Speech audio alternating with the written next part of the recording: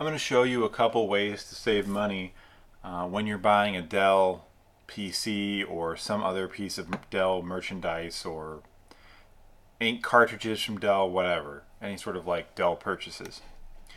Um, this is the Dell website, and I actually don't recommend that you buy new laptops or that you buy new desktops. Instead, what I recommend that you do is that you try to find used ones. There are used desktops that Dell has financed. So people, instead of, or probably businesses actually, businesses instead of buying them in cash will buy them on credit, and Dell will finance them, and sometimes they end up getting those computers back. So you can get those secondhand computers refurbished at fairly steep discounts. And I think these are available somehow through navigating Dell Outlet. I've gone to this website a lot. It's not a fun website to deal with. You have to like click through a lot of windows. It's hard to price compare different models at the same time. It's just not terribly user friendly. I'm not going to go through it, but if you want to find either clearance new PCs and laptops, or if you want to find refurbished used one, secondhand one, I think Dell Outlet is the link you'd go to actually go through different models that are priced at a discount.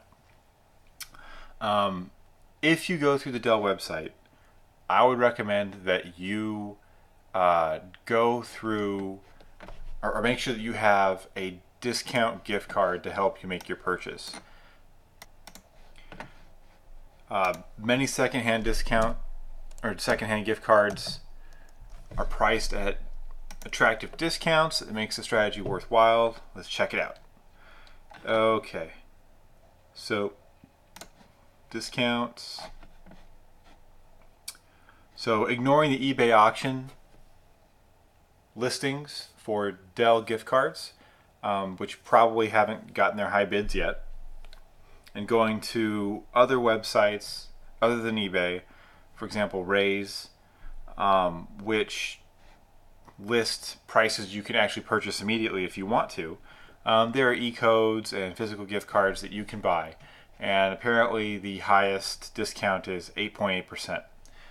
When you get these Dell gift cards and you use them either as like a physical gift card or as an e-code, you probably want one that actually is pretty close to matching, or the highest one that's still below the purchase you're going to make directly from the Dell website. And the reason why I say that is because a lot of these gift cards don't allow you to use multiple gift cards at the same time. So this is unusual. Most websites, like for example Babies R Us, if you have 8 gift cards, you can use all 8 gift cards in the same purchase. For Dell, I don't think that's the case. So you probably want to grab, if you had like a $120 purchase that you wanted to make, you probably want to grab an e-code that's close to that 100, or as close as possible at $120 that gives you the biggest discount. So like, let's say you're willing to wait for a few days to make the purchase. This e-code saves you about 8%. Don't think about it as a percentage, think about it as a dollar amount in this case, because I can't stack multiple gift cards together. So this saves you about $8. This one saves you $2. This one saves you $5. So I mean, you'd probably want to go with the one that saves you $8. And that's a pretty neat way to get a discount on a purchase.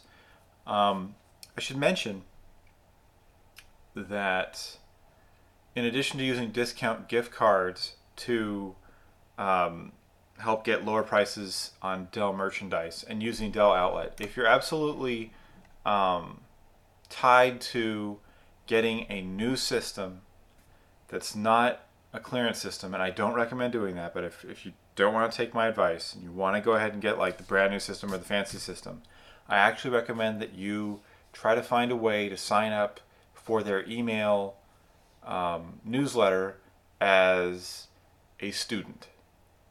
So try to find a way to sign up as a student for Dell so that you get the student emails that come, I think it's about every couple weeks. I did that when I was in college, and I also made some purchases from Dell later on, and I ended up getting on their email list for non-students. And it's funny when you see them both come in; they come in pretty much the same time, maybe like an hour apart. And these two emails are identical, except for the fact that the student one is like a couple bucks cheaper, and it's literally the same deal, but it's like $2 or $3 cheaper. So try to get on the email list as a student, and you get the student deals.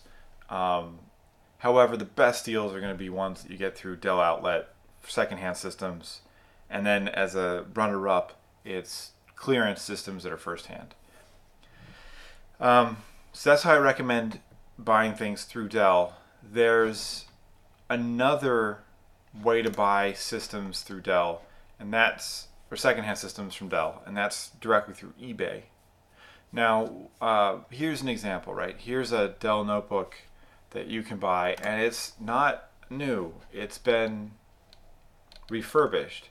So this is an example of Dell Financial Services contracting a approved manufacturer called Newegg to make sure that the system that was owned by someone or leased by someone has been it's up to spec and it's working, and then they'll ship it to you. And I think you have a 30-day return window.